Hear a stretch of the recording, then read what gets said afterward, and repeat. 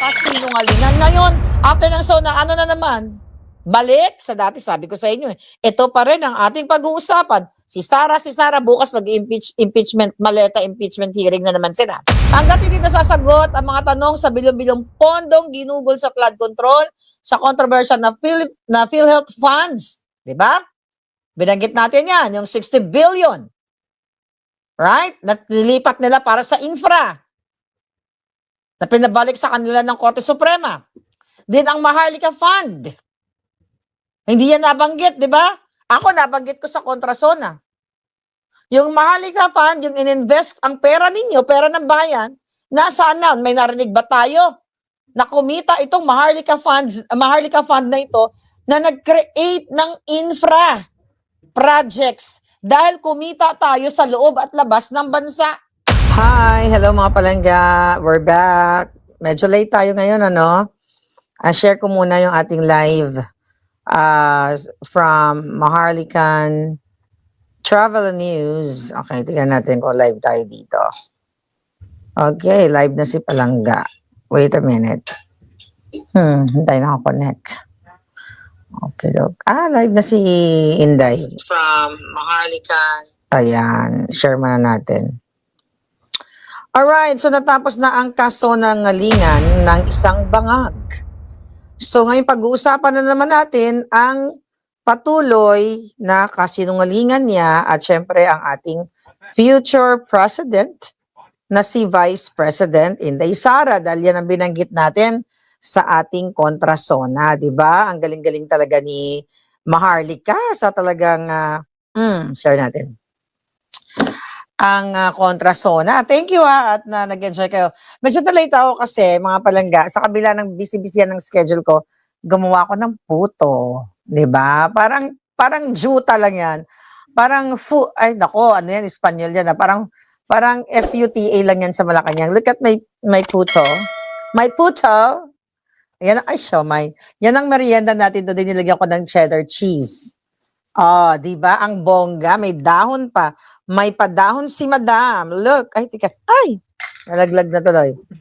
May padahon. Tignan natin. Although, you know, hindi pa naman, pwede pa ako kumain kasi umaga naman na eh. Okay? Mainit-init pa ang mga jutang ginina. Ang sarap. Grabe na perfect ko, oh. First try pa lang ni Palanggayang. Bigas. Yes, may down tayo ng saging. At ang Junakis ko, inuubos niya na. Sabi niya sa akin, Mama, pwede ka na uli magtinda ng puto. Okay. Sarap. Panalo sa banga, pero hindi natin naubusin kasi para mag-over tayo sa calorie budget natin. So cheers tayo dahil panalo na naman tayo sa, yes, with black coffee. Nakita niyo ba yan? Derek Torres. Kanina. Pero ganyan ako tumikim yan. Alright. Sarap na buhay. Ang sarap na buhay na hindi ka nagnanakaw. Ang sarap ng gawa ko. Order na kayo. Anyway, sarap. Paano yan? Kakain na lang ba tayo? Alright, so let's talk about our main topic. So, racket nga ba? Racket? R-O-C-K-A-T? Or racket? Patuloy na racket ng mga bangag. So mga kababayan, narinig ninyo ang kaso ng ngalingan, na kontra na natin halos. Narinig ninyo na yung pinagmamalaki ni Bangag na kakasuhan ang kanyang pinsang kawatan na katulad niya. At sabi nga ni Senator Marcoleta, hindi man lang napangalanan ang former speaker, nahiyang-hiya ba siya na sabihin? Dahil Romualdez ang magnanakaw, kapwa niya. Apelyido niya yun eh. So kaya ganun. So, mga kababayan, ipinagyabang ni Bangag. So tinignan natin may binasa akong article, right? Pinagmalaki kasi ni Bangag na mag-launch daw ng sounding rocket. Sabi niya, R-O-C-K-E-T.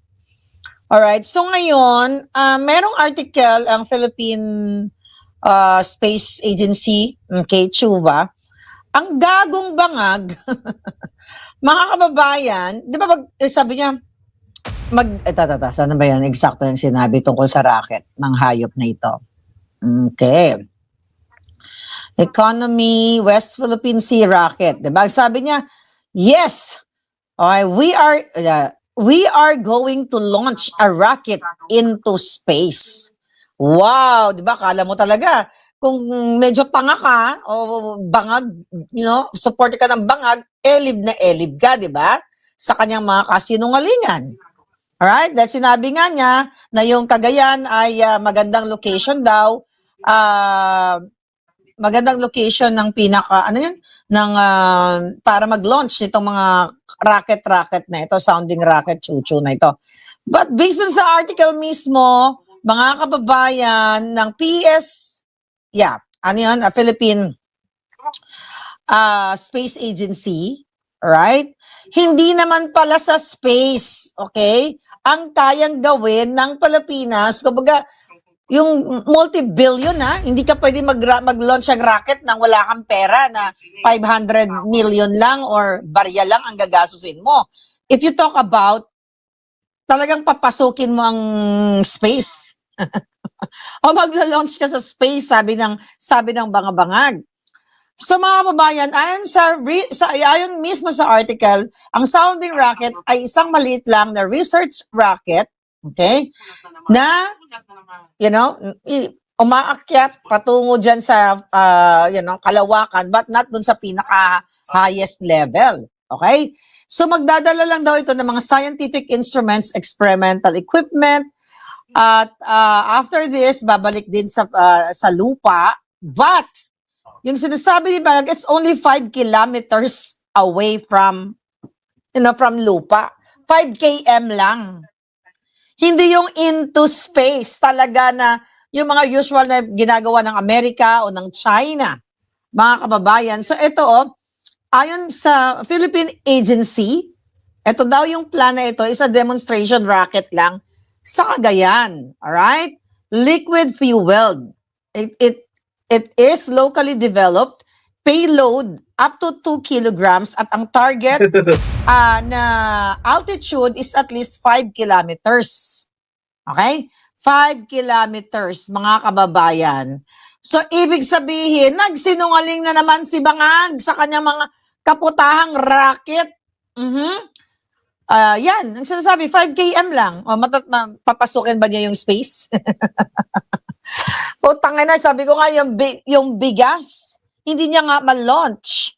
Maglo-launch pa siya ng rocket ngayon. O baka maglo-launch sila ng patuloy na rocket, rocket RACKAT. Yun ang sinabi sa Philippine Space Agency. Hindi po yung rocket na nasa isip natin.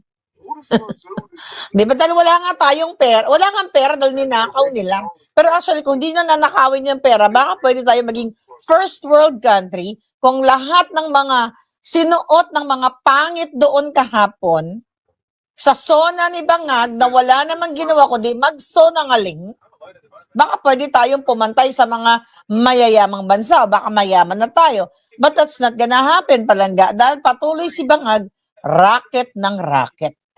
RACK o RAKET Tagalog. Rocket ng rocket, patuloy sa rocket niya sa pagnanakaw sa kaban ng bayan. Okay? Lahat yun kasi nungalingan. Napag-usapan na natin, na kontrasona na natin yun. Ang pinag-uusapan natin, ano ba ang tunay na nararamdaman ng taong bayan? Nagkaroon ba ng pag-unlad ang inyong mga buhay? Wala.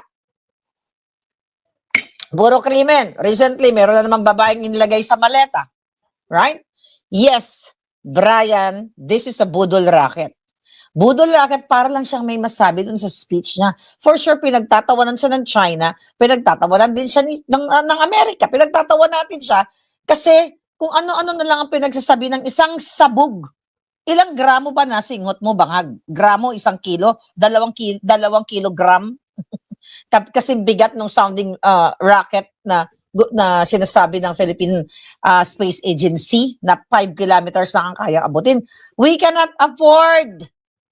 Okay? Dahil kailangan mo ng multi-billion dollars. Hindi mo nga mabigyan. Hindi mo nga mabigyan ng pondo ang mga hospitals. Ang mga public hospitals para maggamot. Ang mga taong bayan magka-access sa libreng gamot. Yung mga sinabi mong libreng gamot, zero billing, bullshit lahat yon. Puro kasinungalingan. Hindi mo nga mabigyan ng magandang kondisyon ng buhay. Mismo ang mga putang inang mga supot na polis na nanghuli na naman ng rally sa kahapon, 51 daw ang kanilang nahuli dahil nag-vandal dahil yung mukha ni Bangag binaluhura nila. Nakita nyo? Wala na talagang mga kababayan, wala ng demokrasya pagdating sa Pilipinas kapag ikaw ay naging kritiko ng bangag na administration na ito. No wonder, ako hindi ko rin siya pinanood. Although binasa ko yung summary, mga kababayan, kahapon binasa natin, si Inday Sara, hindi talaga niya pinanood dahil sinasabi niyang waste of time. Ito ay PR stunt, dramatization lang. Ba't niya papanoorin nga naman? Even daw babasahin niya, hindi niya babasahin. Kaya gigil na naman ang mga maleta gang. At itong si Garin, si Deng Vaksha Queen, sinasabi na kung meron daw pakialam si Inday Sara sa bayan, putang ina ninyo, kayo pa ngayon ang magtanong kung may pakialam si Sara sa bayan, pero yung itong hayop kang Garin kang jutang genimis ka dahil sa'yo, ang daming namatay ng mga kabataan dahil sa Deng Vaksha Queen mo. Ang sabi niya, dapat daw, kahit na dahil part daw si Sara ng gobyerno, dapat pakinggan ni Sara yung talumpati ng isang adik na presidente. Bakit nyo pipilitin? Okay? Kung ayaw ni Sara pakinggan, yes, karapatan niya. Karapatan ng isang tao, ayaw pakinggan, ayaw basahin. At ang sinasabi ng Bangag administration, lahat yan sila, maletagang, dapat daw pakinggan, isang taratara, para daw kapag merong pwedeng maitulong si Sara Duterte, makapag, voice out ba siya, parang ganun yung konteksto, makapag-suggest siya or whatsoever na maitulong sa bansa. Putang inang to. Di ba? Kahit pag sinabi ba ni Inday Sara na hair follicle si Bangag, dahil sinabi na matagal na, gagawin ba ni Bangag? Pag sinabi ba na Inday Sara na imbestigahan mo, Bangag, ang sarili mong asawa, ang sarili mo, si Sandro Marcos, iluwan nyo lahat ang flood control, gagawin nyo ba? Tama na si Sara na walang kwenta talagang SONA dahil kaso-nangalingan talaga. Okay? Ngayon, mga kababayan, gigil na gigil sila. Imagine mo si Sara nasa Hague na. Kung tutusin, pwede na lamang deadmahin, di ba? Vice President, si Sara is Vice President. Nandiyan lang naman yan. Sabi ko nga, nag-iintay lang yan kung kailan pumantay ang paa ni Bangag. Bakit kayo obsessed na obsessed itong mga maletagang kay Sara Duterte? Ba't hindi na lang kayo manahimik, hayaan nyo siya? Kunyari, hindi nag-i-exist. Di ba? Nasa inyo ang kapangyarihan. Kunyari, hindi nag-i-exist si Sara, di ba? Kung ako presidenteng matino, kay Robredo. Di ba? Hinayaan na sa ni PRRD magpakalat ng kasinungalingan. Nakaputahan ng kasinungalingan sa national community, ginawa ni Robredo. Bakit did you deadmahin si Sara? Ayaw nilang deadmahin kasi. Mga kababayan, nakita nila kung paano dumugin ang future vice president sa London. Sa Europa. Kahit saan magpunta ang Inday Sara, grabe, minamahal ng taong bayan. Right? Puro Sara. Nasa kanila na yung kapangyarihan. Bakit deadmine nila si Sara, di ba? Hayaan lang si Sara dyan. Kung ako, mga kababayan, mga palangga, oh my God, Vice President lang kita. O, ako ang presidente, ganyan. Kung ikaw ay presidente na gumagawa ng tama katulad kay PRRD, na sobrang popular hanggang sa pagbaba niya. Kaso, wala silang magawa, kundi si Ryan, si Sara, kasi bagsak yung mga net trust rating nila, as in bagsak talaga lahat. Mawawalan sila ng maleta pag si VP Sara ang maupo, sabi ni Gorgorzoro. Exactly. Yan yung reason. O, ikaw Garin. Ha? Bakit ka? Gigil na gigil ka, Inday Sarang hayop ka. Ma'am, alam mo, sana Inday, pag naupo ka talaga, ipakulong mo tong mga ito lahat. Kung pwede talaga bitayin silang lahat. Bitayin na yung mga putang inang yan. Ang laki na problema nyo. Kung ayaw niya manood, at ang sasabihin nyo, o part siya ng government. Kailan naging part si Inday Sara sa isang bangag na pamumuno? Hawak ba ni Sara ang pera ng bayan? Pag sinabi ba ni Sara na, oy, Lisa Tanas, huwag ka magmamayagpag sa Bureau of Customs, huwag yung nakawin, huwag yung palaganapin ng smuggling and hoarding ng pamilya mong adictus. Makikinig ba sila kay Sara? O anong problema nyo kay Inday Sara? Bakit di kayo mag-focus sa buhay ninyo? Dahil magaling kayo, di ba? Ipakita nyo sa tao yung mga ginagawa ninyo na kabutihan. Para tumaas-taas man lang ang rating katulad ni Virus. Di ba? Kasi puro kayo racket ng racket, puro kayo pagnanakaw, puro kayo kasinungalingan. Ngayon, after ng SONA, ano na naman? Balik sa dati, sabi ko sa inyo. Ito pa rin ang ating pag-uusapan. Si Sara, bukas mag-impeachment, maleta impeachment hearing na naman sila. Wala na silang pwedeng gawin. Wala silang pwedeng pag-usapan kundi si Sara. Right? Si Sara. Ngayon, mga kababayan, they talk about what? Oh, diyan sa nag-speech, parang privilege speech ba si Senator Alan Cayetano. Halos pareho kami nang sinasabi. Tay, ano ba yung SONA? Yes. Ano nga ba ang SONA? Mag-report siya kung ano ang nangyari sa bayan. Ang i-report mo yung mga maletang, maliban sa maletang ninakaw, mga taong nilalagay sa maleta nagkandamatay na. Dahil sa gutom. Yan, mga kababayan. Ngayon, ang pinagsasabi nitong bangag na ito, puro kasinungalingan, corruption, pananagutin si Tambaloslos, hindi nga niya mapangalanan. Former speaker daw. Ayan, meron nang iniimbestigahan na daw. According sa kanyang kasinungalingan. Kaya nga sabi mismo din ni Senator Marcoleta, hindi mo mapangalanan ang iyong kapatid. Ang iyong pinsan. Masakit daw sa kanya. Anong sabi niya? Masakit sa kanya, mga kababayan, yung nangyayari kay Tambaloslos dahil imbestigahan. Masakit? Gaano kasakit ang ginagawa mo sa taong bayan para pagnakawan araw-araw bangag? Sabi niya, meron na ang mga unang nakasuhan na nakulong, mga kontratista, mataas na opisyal ng DPWH, pati ang mga mambabatas, julul mambabatas. Hindi mo pangalanan ang mambabatas mong mambubutas. Dumating na tayo sa puntong ayon sa ombudsman ay papalapit. Malapit na ang paghain ng patong-patong na kaso laban sa dating speaker. Masakit sa akin ito, pero kailangan nating gawin. Sabi nga ni Pulong Duterte, nasaktan ka pero hindi ka nasasaktan sa mga paghihirap ng taong bayan.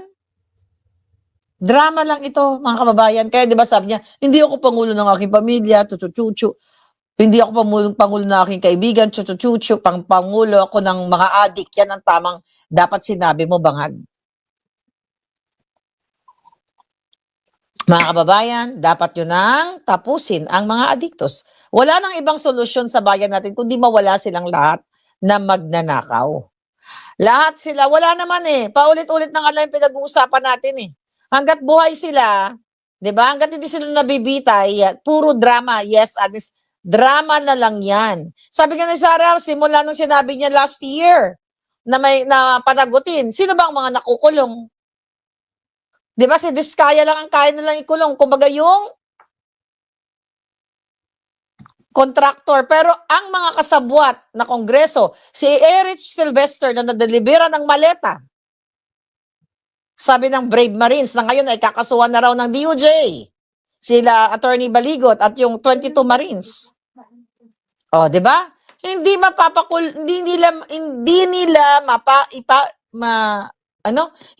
ni bangag ikukulong o ipapakulong ang mga kasabwat niya na nag-standing ovation last night. Kasi nga kasabwat sila. Ang pwede lang nila ikulong, mga kababayan, ay ang yung mga kritiko katulad natin, katulad nga ng 18 Marines. Okay.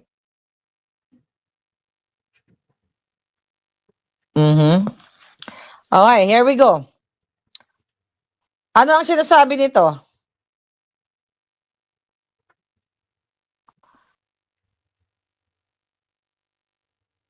Mhm.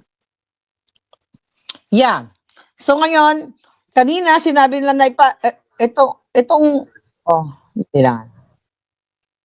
Dali, sandali. Ayan. So ngayon mga palangga, dahil, dahil hindi kayang ipakulong ni Bangag o kasuhan ang kapwa niya magnanakaw, ang kaya niya lang ipakulong ay yung mga nag-i-expose. Yan ang katotohanan sa Bangag administration na ito. Sabi ko nga, paulit-ulit na lang yung dilubyo sa buhay natin dyan sa Pilipinas. Ang mga kasabwat niya, katulad ni Eric Sylvester na magnanakaw ng identity sa Amerika, puro sila kasinungalingan. Kahit buhay nila, kulang pambayad sa lahat ng mga kasinungalingan, sa lahat ng paggagago nila sa inyo. Right? Puro pag-uunggoy. Kasi mga mukhang jonggoy. My God, saan pupulutin ng taong bayan? Diba? Kaya sila gigil kay Sara eh. Kasi wala silang ibang maitira kay Sara dahil, ang tao, ang vice president, ang pinagkakabalahan yung kayang gawin ng kanyang opisina na libreng sakay, magtanim, tree planting at kung ano-ano pa. Tapos sasabihin nila dapat makialam si Sara. Hindi hawak ni Sara ang budget, mga kababayan. Wala sa kapangyarihan si Sara para pakialaman niya ang pagtakbo ng bayan. Yan ang itaga nyo sa utak ninyo. Dahil itong kanyang ang mga ulaga or attack dogs ni Bangag. Nagpapakalat, Sara, nag-travel na naman, chuchu-chuchu. Hindi ginagawa ang trabaho sa Pilipinas. Alam nyo, kahit si Sara umupo lang yan at magbando-mando, sabi ko nga, yan ang trabaho niya bilang presidente, mag-antay para matigok si Bangag. Dahil ang pera ng bayan ay hawak ni Bangag. Habang si Bangag ay ginagamit ang pera ng bayan sa pag-file ng mga kaso, pagtatanim ng mga kaso sa mga kalaban, sabi ko, walang mangyayari sa inyo. Habang ipapakulong niya, ang katulad ni pinakulong na, ang katulad ni Marcoleta, katulad ni Estrada, katulad ni Defensor, at kung sino pa, ito pang 18 Brave Marines o 22 Brave Marines. Ipapakulong na naman ang pag-target kay Bato. 'Di ba? Ang gusto nilang pag-kidnap kay Bato para isuko na naman at isabwat doon sa ICC. Good thing, yung kanilang kasabwat na si Karim Khan ay naligwak na. And I hope itong bagong judge ay mag-isip-isip bago sila ma-dissolve bago ma-dissolve yung ICC na yan. My God, saan talaga pupulutin ang bayan natin, mga palangga? Saan? Ito naman laman ng balita. Ha? Puro panggigipit. Puro panggagago. Puro pangako.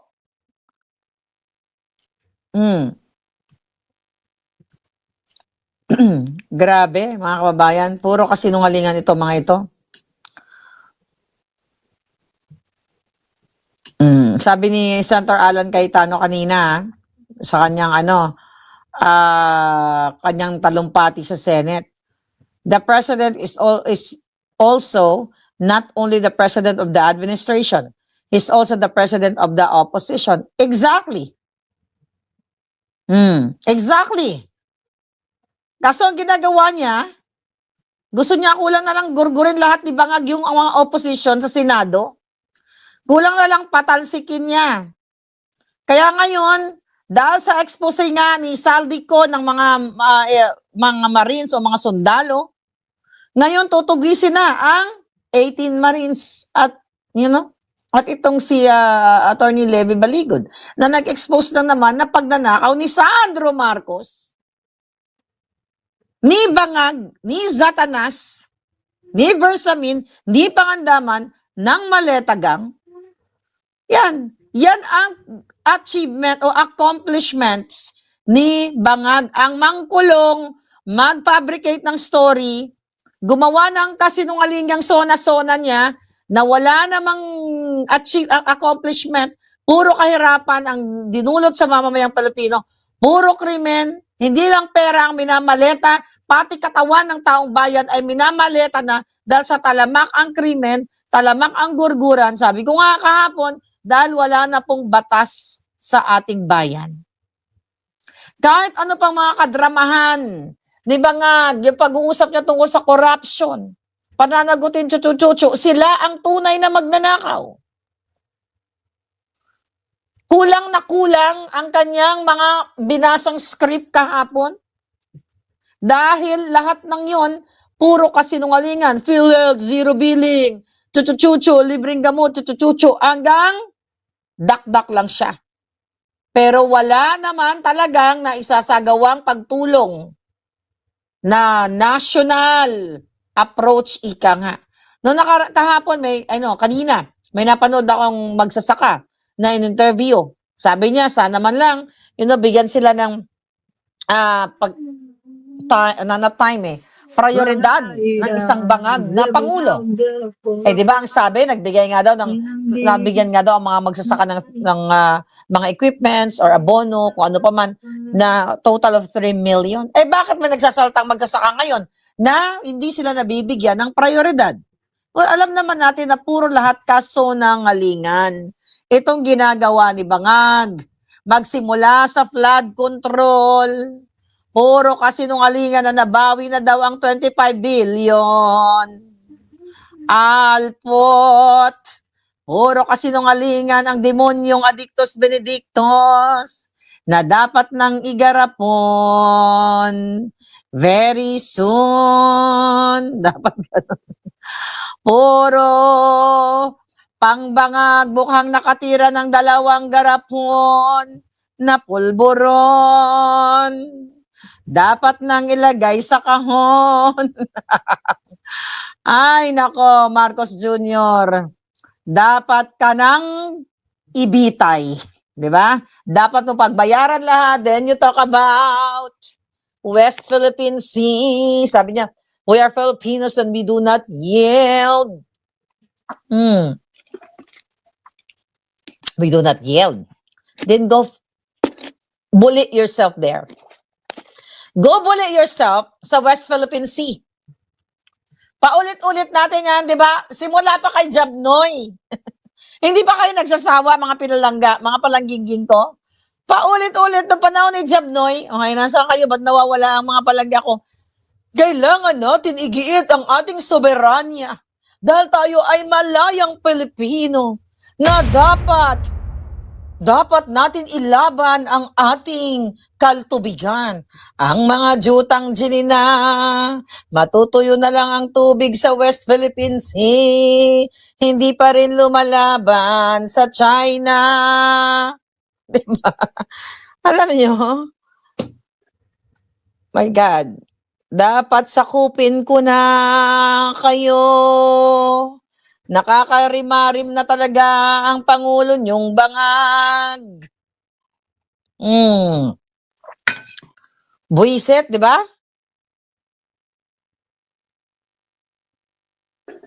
Yes, may troll na nakapasok. Sabi ni Zara Lina, Soro, gorgor na. Ay, nako, gorgorin na ang mga joto nilang lahat. Sana ron mapasok si Bangagron sa garapon. Kasama si Satanas. Sana siya'y tuluyan ng maagnas. Oh my God, mga palangga, ano na nangyayari sa bayan natin? Yes. Nasaan ang gorgoristo? Nabaliw na si Satanas. Yes. Ay, nako, mga palangga. Ano pa ba sinasabi ni Bangag dito? Bilib naman ang kanyang mga trolls. Pinag-usapan na natin ang ekonomiya. Nga, habang lumulubog ang piso. Tumataas ang dolyar, apektado kayo.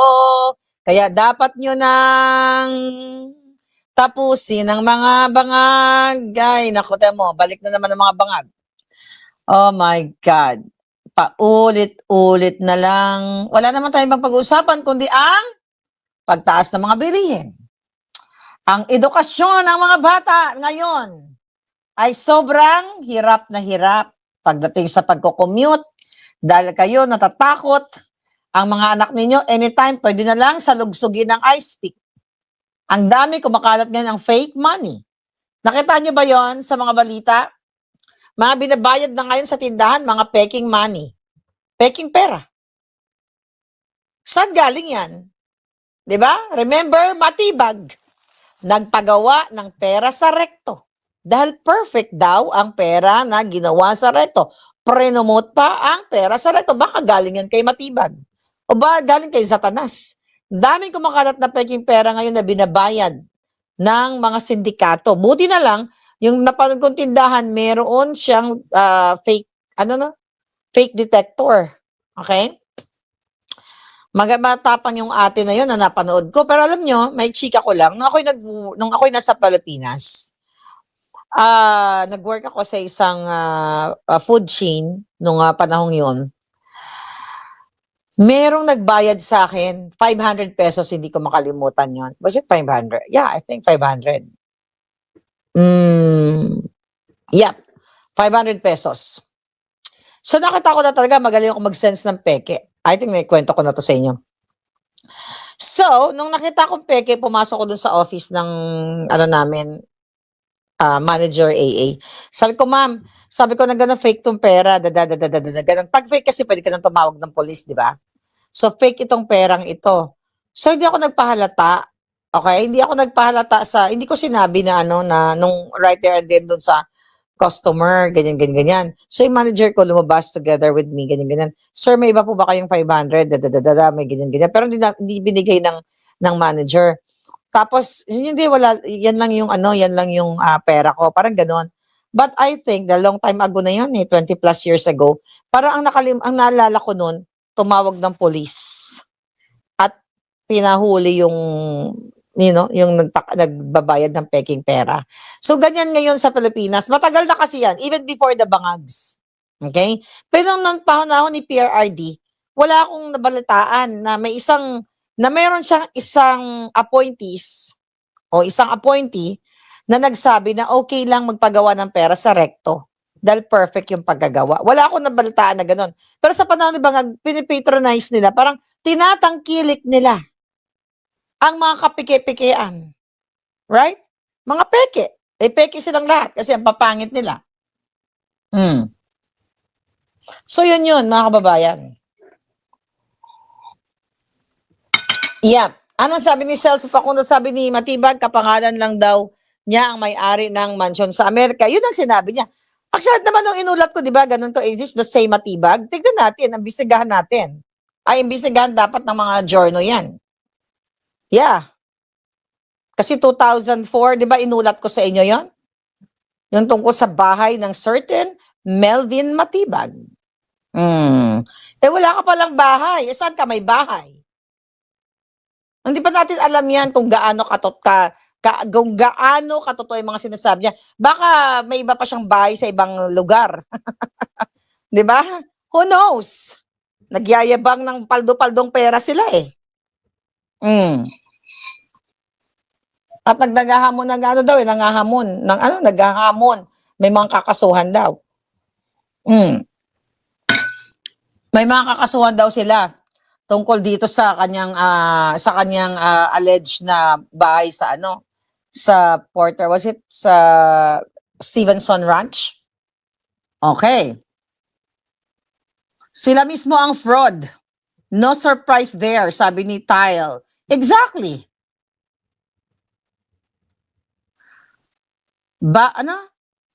Ayaw lumaban sa korupsyon? Sinong ayaw lumaban sa korupsyon, Palangga? Baka nga sinong pinatakas muna yung mga lumalaban sa korupsyon niya, pinakulong, kunwari,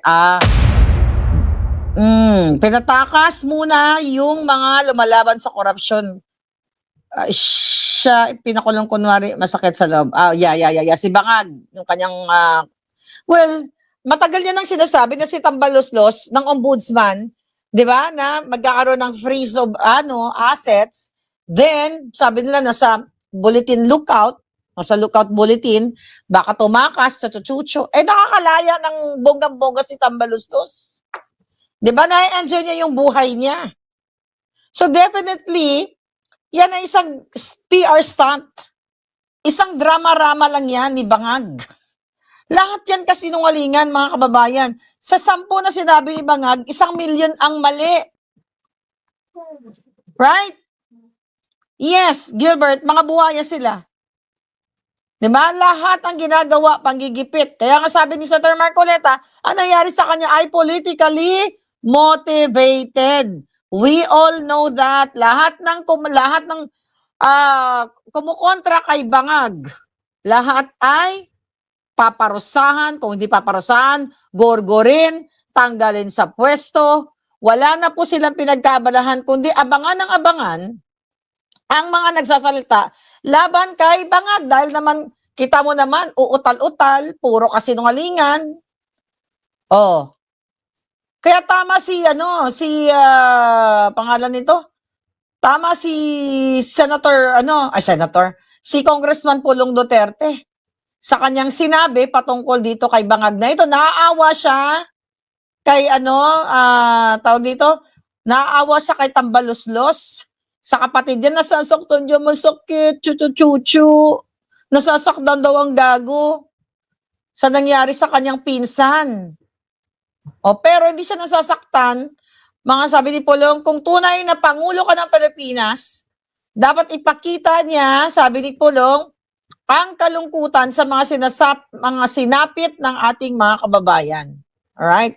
Hindi sapat ang pagpapakita ng kalungkutan sa sinapit ng isang kamag-anak. Mas mahalagang ipakita ang tapang na panagutin ang sinumang nasa likod ng mga aligasyon ng katiwalian, anuman ang kanilang apelyido, posisyon at impluwensya. Hindi simpatya sa mga makapangyarihan ang hinihingi ng taong bayan. Ang hinihingi nila ay katotohanan, pananagutan, hustisya. Exactly. Hanggat hindi, ito nakasama sa SONA natin to kagabi, kontra SONA. Hanggat hindi nasasagot ang mga tanong sa bilyong-bilyong pondong ginugol sa flood control, sa controversial na PhilHealth funds, di ba? Binanggit natin yan, yung 60 billion. Right? Na nilipat nila para sa infra. Na pinabalik sa kanila ng Korte Suprema. Din ang Maharlika Fund. Hindi yan nabanggit, di ba? Ako nabanggit ko sa kontrasona. Yung Maharlika Fund, yung ininvest ang pera ninyo, pera ng bayan, nasaan na? May narinig ba tayo na kumita itong Maharlika Fund na ito na nag-create ng infra projects dahil kumita tayo sa loob at labas ng bansa. Exactly. Congressman Pulong Duterte. Sabi niya, manatiling kulang anumang SONA sa mata ng Pilipinong patuloy naghirap. Di ba? About sa gold bars, binanggit ko. Anong binanggit ni Bangag sa kanya mga SONA? Puro kasinungalingan. Nagrereklamo yung mga teachers, hindi man lang daw sila nabanggit. Di ba? Hindi sila nabanggit kung ano yung mga magandang plataforma sa kanila o anong mga nangyari sa kanila na binigay ng gobyernong Bangag. Di ba nabanggit ko sa SONA kasi kompleto tayo palangga. Buti pa sila palangga, Maharlika.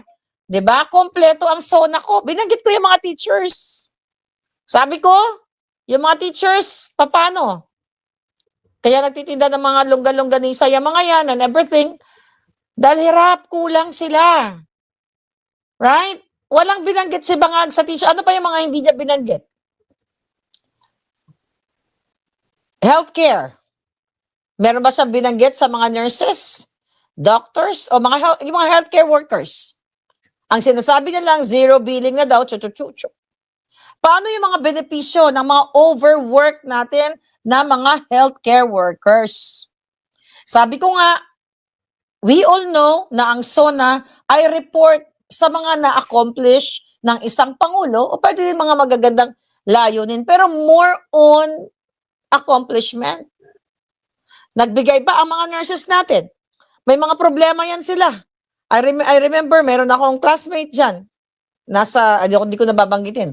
Nasa panggobyerno sa hospital. Nagrereklamo dahil mga benepisyo para sa kanila, hindi nakakarating. Dali lang ha. Tignan ko nga kung nandito pa yung message niya sa akin. Ano na yun? I think last year. Okay. Tignan natin. Okay, here we go. Dito siya. Ah, ha. Ito pa. Okay, sis. Ito matagal na tong message niya. Ito pa, sis. Sa issue ng collective negotiation agreement, nakasiling sa maximum yan, 25,000 given once a year after Christmas binibigay. Imagine 25,000 na lang, dami pang cheche boreche. Nurse to classmate ko to sa Pilipinas. Ang dami pang cheche boreche. Kaya di mo makukuha yung 25,000 talaga.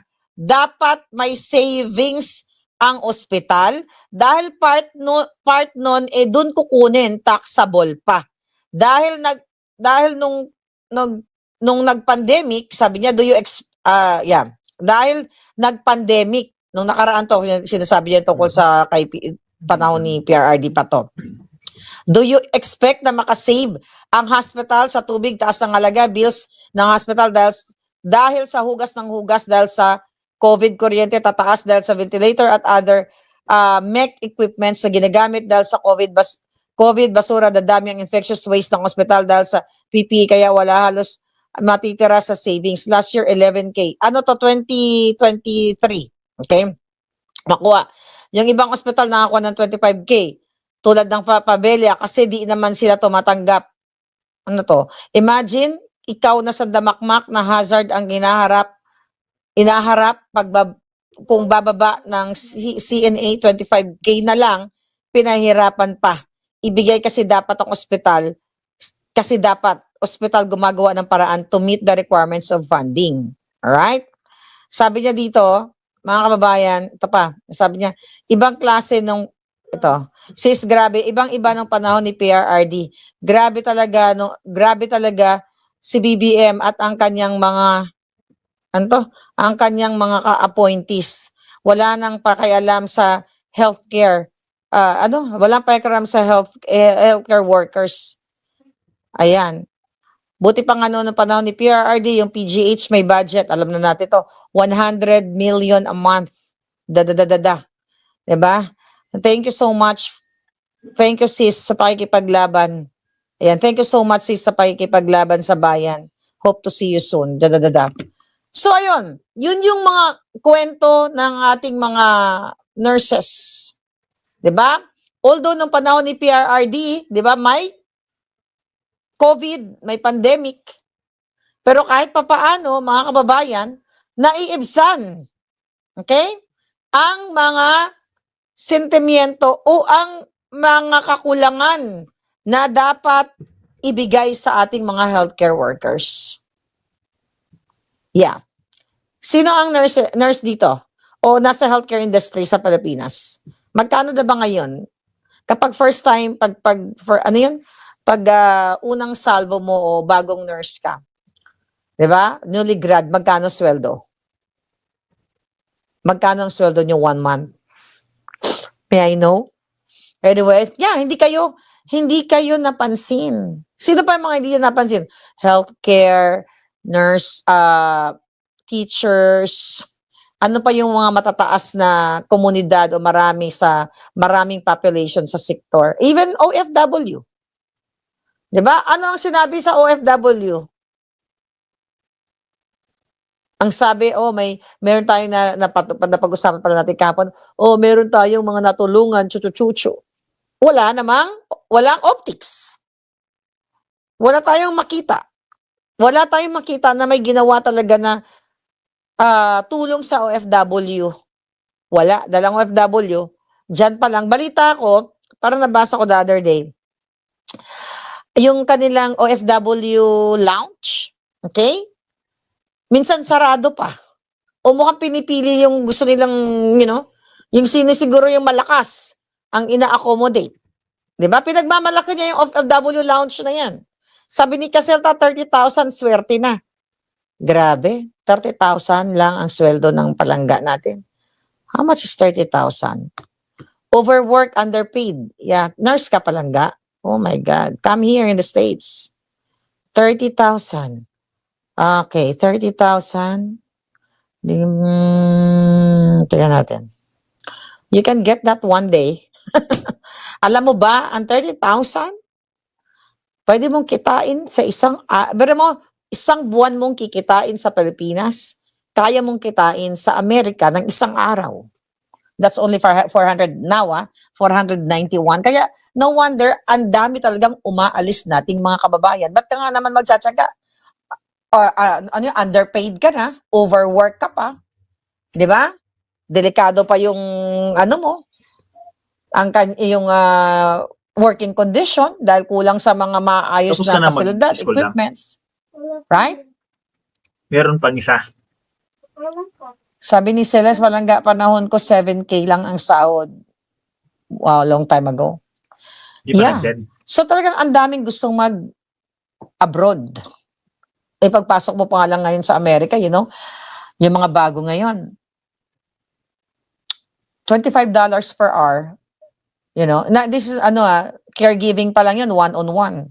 Nurses 50, 60, 70, 80, depende. Diba? $25 na ngayon. Okay? Ang rate. Ang singil namin, sabihin ko na, singil namin sa pasyente, which is yun naman talaga, ang hirap ng ng one-on-one. $35 to 40. Oh, yan, may idea na kayo. Pag bagong patient, lalo na pag mga alta, Beverly Hills, Pacific Palisades, Santa Monica, Newport, yung mga alta-alta, 35 to 45 yan per hour. Kasi kaya nila magbayad. Then caregiver like what? 25, 28, depende. Siguro kung 35 ang single, bigyan mo ng 25. Right? Panalo ka pa rin. Kaya kung nurse ka sa Pilipinas, at may capacity ka na, ngayon medyo mahirap ang immigration, noon talagang bonggang-bongga. 25, grabe, ang layo, no? Tapos 30,000, kawawa talaga. 30,000 pesos one month lang. Depende sa state. I'm talking California, Palangga. Yeah, I know. Marivic, sa California lang. Hindi ko alam sa ibang state kasi may mga state kasi na mga mababa ang mababa yung nila, rate. At sabi ni Ted, caregiver dito sa Swiss per hour, 35. Swiss. Okay? Swiss francs. Okay? Magkano 35? How much is that? Jamie Bernal, 35, 45 dito sa Canada. Is that caregiver or nurse? Jamie Bernal. Pero ang pera nyo kasi, 35, 45, that's still good. Si Marcel, caregiver pero jobless. Saan ka? Sa Amerika ka ba? Yeah, the reason why kaya nag-abroad. Kaya sinungaling yung inalis na nag-resign na si Herbosa. Na tayo daw, ginagaya tayo sa Pilipinas, ginagaya ang Pilipinas yung ating healthcare system. Kasi daw maganda, yung mga nurses, gago yun, buti na wala na yung hayop na yun. Well, pare-pareho lang naman sila. The reason why umaalis kayo, dahil sa pera. Dahil, sabi ko nga kanina, yung isang buwan nyo sa Pilipinas, pwede nyo katayin ng isang araw sa Amerika o sa Europa. Imagine mo, hindi pagdating dito, papetiks-petiks lang kung mataas naman ang cost of living. Anyway, yan ang sitwasyon ninyo. Wow! 65 per hour ER nurse. Ay, oo nga pala si Palangga. Palangga, ha? Okay, kaya yan si Palangga Jocelyn. Yeah, bonggang-bongga, 65 per hour daw sila sa New York. Dito din naman. More than, depende naman sa hospitals. Yes. Ano pa ba pag-uusapan natin kundi puro lahat kahirapan? Kaya pumunta na kayo ng Amerika, Europa, lisanin nyo na yung Pilipinas hanggat si Bangag ang namumuno. Sabi ni Zara Lina, yung isang vlogger sa Elvish, 18 per hour daw sila. Ano yun? Ano yung $18? Medyo mababa sa Vegas yata. I don't know. Ano yun? 18? Mababa na yung 18 sa panahon ngayon. Kasi nung 20 years ago, ganyan na yung mga rate eh. 20 years ago. Yan ang mga rate noon. That's 18 is so mababa. Ang layo talaga ng sahod sa financier, so oo. 18? Kaya pag naghanap-hanap kayo ng trabaho, yung medyo 20 plus, 25. Okay, 30, ganyan. Di ba, one-on-one yun, ha? Oh, pero ngayon ang hirap sa immigration ngayon dahil marami mga dinideport, di ba? Ang daming dinideport na bonggang-bongga. Pero kasi karamihan naman ng mga dinideport, parang may mga kaso-kaso. I don't know. McDonald's daw, 22. Alam mo, McDo dati, ano lang yan 15? Saang lugar yan? J3. O kahit mag-McDonald crew ka lang. Alam mo, it's okay lang kung anong trabaho mo pagdating mo sa kung saan man as your stepping stone. Pero make sure na ikaw yung pinakamagaling na crew. Di ba? Para bongga ka. Right? Yeah. Huy, nasa dito ka lang sa LA? 22 McDo. Makapag-racket nga dyan sa McDo. Ay, alam niyo ba, nag-racket kami. Pinag-isipan ko, i-post ko yung video pero hindi ko pa kasi na-edit. Sumama ako sa friend ko, nag-racket siya.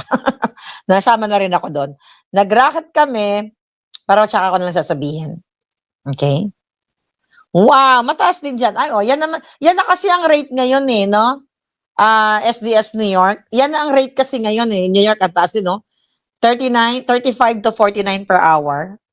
Mga alta-alta. Yan din yung singil namin dito Basta alta. Yung may kaya, syempre, hirap-hirap naman ng trabaho, no? Yes. Syempre, pag night shift, mas mataas. Oh, yes. Kasi, yun lang kagandahan dito sa Amerika. After 9 hours, yung ika-10 mo is that's consider, ano tawag dyan? Overtime. Kaya naman to si Palangga, rich na rich. Rich daw ang mga nurse na bonggang-bongga. Di ba? Rich na rich. Well, di naman siguro. It's really, depende sa lifestyle mo. Di ba? Siguro depende sa lifestyle mo. Kasi kahit gaano ka kadaming pera, di ba? Kahit gaano kadami ang income mo, kung ang lifestyle mo, umaakyat ng bonggang-bongga, broke ka pa rin. Malaki yan kung dito sa Pilipinas, sabi ni Ali. Oo nga I know. Dito sa Vancouver, caregiver is 31. Tignan na, pumunta na kayo ng Vancouver. Pumunta na kayo ng Cali, pumunta kayo ng New York. Kami dito sa New Zealand, night differential namin caregiver, $1 lang wala, $1 lang.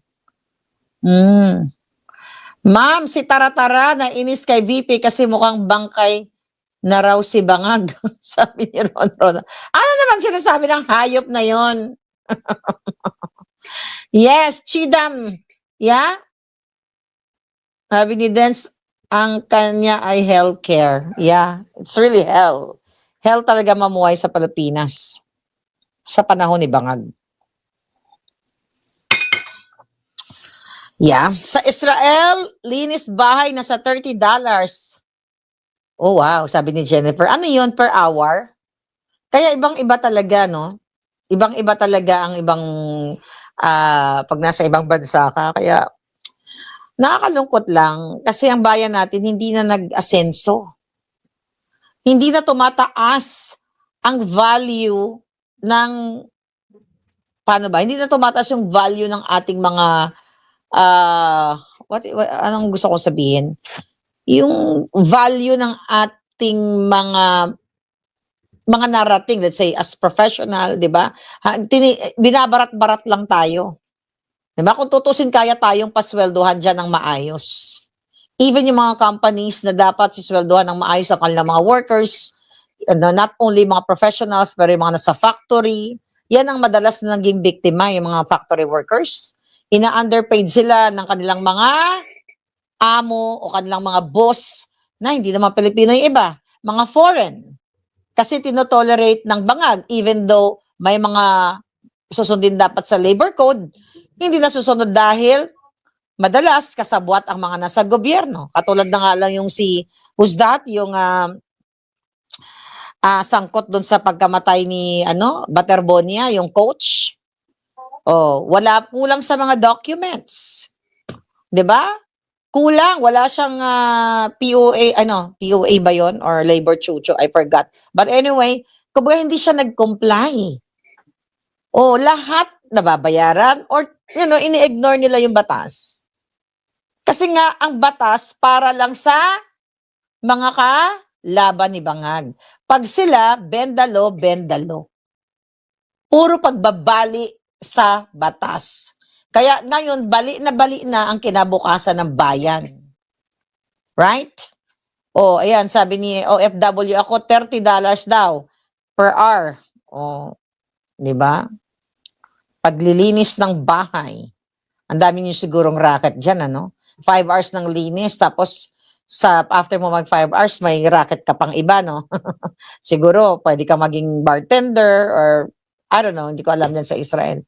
Si Baldwin, yes. Jana, yes, si Baldwin. Diba? Ang daming nating problema. Kaya sabi ko nga sa inyo, the ultimate solution is to get the bangag out. All the bangags. Yung sahod sa third world country, cost of living pang Singapore level. Sabi ni Katabi, yung sahod sa third world, yes. Diba? Ang liit-liit ng sahod, 30,000, ang liit-liit ng sahod, pero ang taas ng mga bills. Bahay, kuryente, doon na naman tayo papasok. Kung 30,000 ang income mo, ang pwede mo lang tirhan, yung cubicle doon sa ilalim ng underpass. Kung gusto mo makatipid. Right? Tag-800 siguro ang renta do, 1.5 pa yata. I don't know, I forgot, pero mga ganun. Or sa squatters area. Magkano ngayon ang renta ng dissenting apartment? 1 bedroom. Kasi nung umalis ako sa Pilipinas, ang apartment namin nasa, well, that's long time ago, no? Oh, mahal na rin.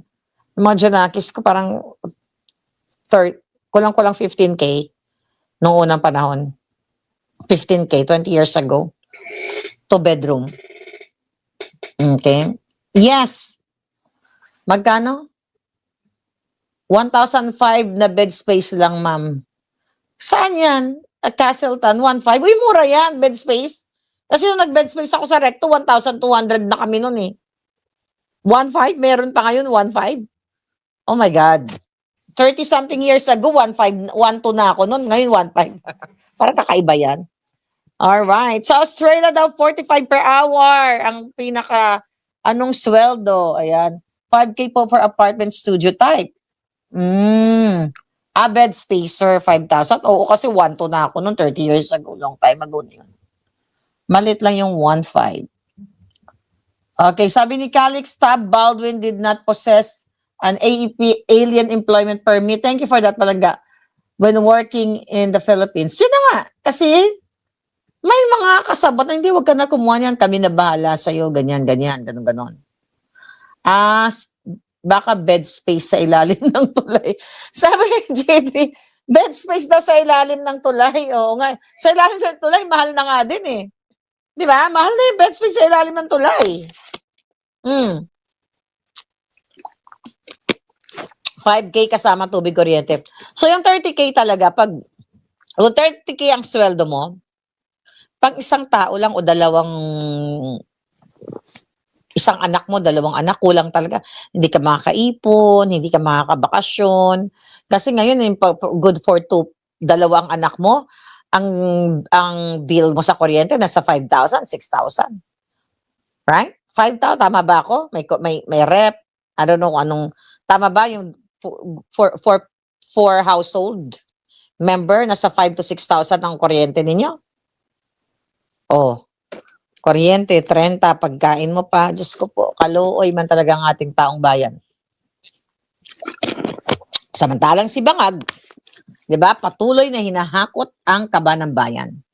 Patuloy na inuubos ang pera ninyo. Meron yan sa squatter, sabi ni Guru. Yes, sabi ni Jack Sparrow, racket naman ang mga Bangag, magtatapos na ang termino. Alam nyo, kaya sabi ko nga, pag si Inday Sara naging presidente, wag natin tigilan si Inday. Kailangan i-push natin niya. For sure, gagawin niya yan. na panagutin, ipabalik lahat ng mga ninakaw nila. I know it's not easy. Di ba? I know it's not easy, pero sa pasasan ba't, o palayasin sila lahat or gurgurin sila ni Gorgozoro sa executive order, bangin natin? Right? Totoo kayang nakatakas na si Tamba, sabi ni Sulpicio. Nakatakas. So nagsabi, hindi yan. Andiyan lang yung Palangga. Andyan lang yung ano na yan. Andyan lang yung ano na yan, tambalos-los na yan. Huwag kayo maniwala sa kasinungalingan ni Bangag. Puro kataranta, drama-drama lang nila yan.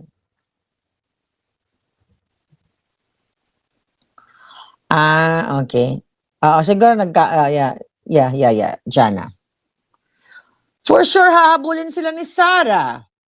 Sabi ni Solmix Kitchen, deserve daw ang Pilipino na ganyan kasi hinayaan lang nila. Dito sa Korea, nako, tagal na yan. Talbog yung ex-first lady nila, nakulong na for 7 years, right? Because of bribery. Yan si Lisa Tanas, sabi ko nga, kulang ang buhay niyan eh. Lahat sila na magnanakaw, hindi lang si Satanas. Kulang ang buhay nila para pagbayaran ang kanilang mga ninakaw. Dapat ipaluwa lahat sa kanila. Sabi ni Gilbert, ombudsman yan, berdugo ng Bangag. I know. Sad. Pero you have to fight for your future. Kasi pag hindi nyo nalabanan yung mga silipin yan, mo lang. Bilis. My friend. Paulit-ulit na lang tayo, di ba? Paulit-ulit na lang ang buhay ninyo. Sasabi ko nga, pag 80 years old na si Marlica, ito pa rin ang topic natin. Mga palangga, mga siguro ang mura ko nun pag 80 na ako. Mga potang ina. Hindi siguro, kasi wala naman akong bisyo. Hindi ako nagsisigarilyo. Wala akong bisyo, no? Dahil mo si Manong Chavit, 84 na, magaling pa rin magsalita. Gusto ko ganun, pag 84 na ako, diretso pa rin tayo magsalita. Hindi yung si Bangag, diba? So, mag-70 nata si Bangag, gumaganon pa rin. Ngumingiwi, pero may karma yan. Alam mo si Bangag, buhay na buhay pa siya ngayon, pero sinusunog na yung kaluluwa niya sa impyerno. Who knows? Baka mailagay sila sa garapon very soon ng taong bayan. Diba? Who knows? Baka bitayin sila ng Executive Gorgor number 1 pag wala na sila sa pwesto. Sobra na. Sabi ni Russell, paano kung puro millennial at Gen Z na ang mga nasa gobyerno? Depende. Meron naman siguro millennial at Gen Z na, matino, di ba?